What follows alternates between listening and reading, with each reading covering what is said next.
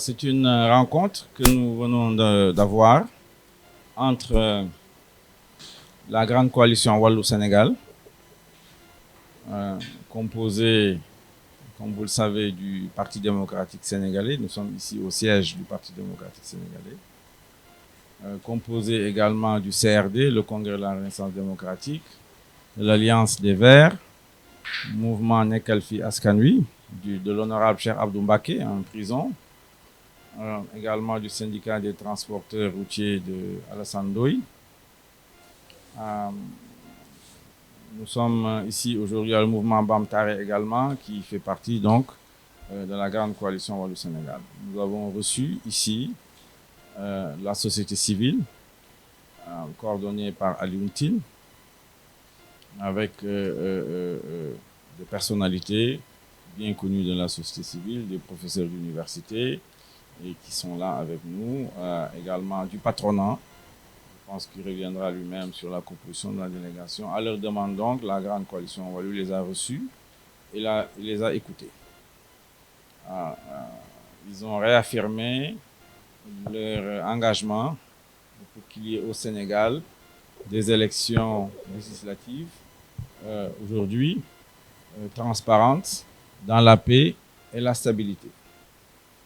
Et que le Sénégal est de ce point de vue-là une sorte d'exception dans la sous-région, et que tous les acteurs politiques devraient faire de même pour qu'il y ait la paix et la stabilité.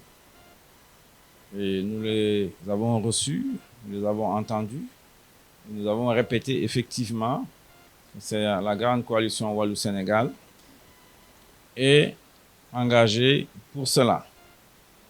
Le président Abdoulaye Wade, qui est le président de la grande coalition Wallou-Sénégal, l'a affirmé et réaffirmé. Il a encore insisté pour nous dire de répéter inlassablement qu'il ne faut pas prendre le pouvoir sur des cadavres, en marchant sur des cadavres. Qu'il faut que les Sénégalais continuent de croire qu'on peut accéder au pouvoir par les urnes.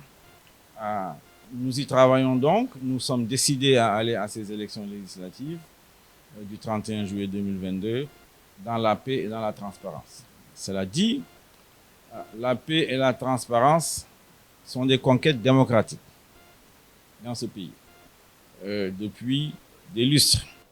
Le combat engagé par le président Abdoulaye Wade, tout le monde le connaît pour cela, notamment avec le soutien, le partenariat du NDI qui faisait partie de la délégation de la société civile qui est venue nous rencontrer aujourd'hui. C'est avec le NDI que, par exemple, le Code consensus de 92, il est bon de le rappeler à la jeunesse sénégalaise, a pu exister, a pu se faire. C'est ce Code 92 qui a balisé la voie pour des élections démocratiques au Sénégal et des alternances démocratiques dans la paix. Mais cela doit être préservé. Il faut être 2 ou 3 pour préserver cela. Ce que nous avons dit, c'est que il y a des choses qui se passent dans les élections ici qui ne sont pas acceptables. Nous les avons rappelées à la délégation. D'abord, le fichier électoral. Il n'est pas mis à la disposition des acteurs politiques. Ce fichier électoral pose beaucoup de problèmes. Et on le voit lorsque on va vers le parrainage. Le système de parrainage lui-même est décrit comme étant illégal, impraticable et contre les textes fondamentaux du Sénégal. Également, il y a, vous le savez, des acteurs politiques majeurs, Karim Wade, candidat du PDS, vous avez Khalifa Sall, de Tahaou Sénégal en particulier, qui sont exclus des listes électorales. Il y a également ces bizarreries, c'est comme ça qu'on les appelle, surtout depuis que le professeur Ibrahima Fall est intervenu avec l'autorité et la légitimité qu'on lui connaît, le Conseil constitutionnel qui nous apprend finalement que les titulaires et les suppléants, ce n'est pas la même chose. Alors que depuis des lustres, depuis des années, tout le monde a compris que c'était la même liste. Voilà ce qui s'est passé pour ces élections législatives. Au finish, nos partenaires de Yewwi Askan Wi, puisque nous avons ensemble mis en place une intercoalition, Yewwi Askan Wi Wallou Sénégal, qui fonctionne, et qui a pu déposer ses listes. bien, Yewwi Askan Wi, comme vous le savez, sa liste des titulaires a été écartée au profit d'une liste des suppléants. Malgré tout cela, malgré le fait même que Benno Bokk Yakaar, nous avons fait des recours devant le Conseil constitutionnel, avait un excès de parrainage, avait une liste de suppléants qui ne respectait pas la parité. Et donc, en toute rigueur, Benno Bokk Yakaar ne devait pas participer à ces élections. Malgré tout cela, nous avons accepté d'aller à ces élections législatives de 2022. Nous estimons que la situation est telle que il faut, disons, aller de l'avant, mais on ne peut pas oublier qu'il y a de véritables manquements à la démocratie, il y a de véritables manquements aux élections, à la transparence des élections. Des manifestations ne sont pas autorisées, sans aucune raison, puisque la manifestation est le droit dans ce pays. Nous avons nos élus, nous avons nos députés, nous avons également des responsables, à la fois de Yewwi et de Wallu, qui sont arrêtés et qui ont été mis en prison. Cheikh Abdou Mbacké est encore en prison au moment où je vous parle. Il doit être libre. Tout cela, nous mettons ça sur la table. Nous disons, malgré tout cela, nous allons aller aux élections législatives. Mais nous allons être vigilants et nous demandons à la société civile d'être vigilants dans les jours et les semaines à venir pour que ce minimum de transparence qu'on ne descende pas en dessous de ce minimum. Passer les élections législatives, les problèmes de la démocratie sénégalaise sont connus de tous les acteurs de la société civile.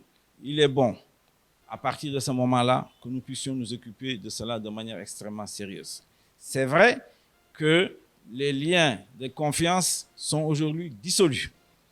Il n'y a pas de dialogue, comme on a pu avoir par le passé au Sénégal, entre la majorité et l'opposition.